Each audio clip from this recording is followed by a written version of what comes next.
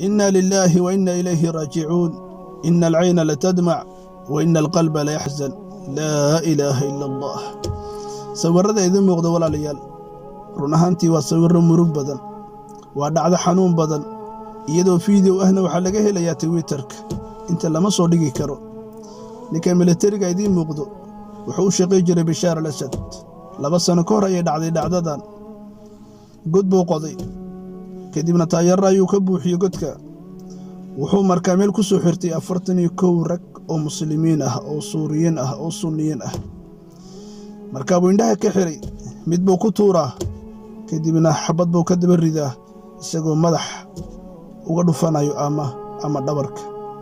mid kale soo qabanaya isagoo ku jeejeesaya wiliba, markaa buu ku tuuraya, xabad buu ka daba geenaya madax ama dhabarka.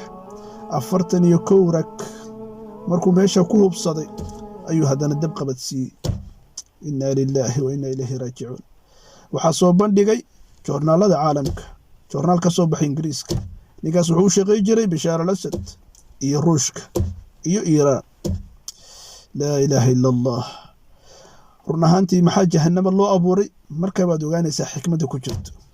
ninkan hadda waxaa la leeyahay wuxuu ku nool yahay dalka Qatar, ma garanayo sababta, isagoo weliba markaa iska daashoonayo jiim iyo baashaar iskaga jiro.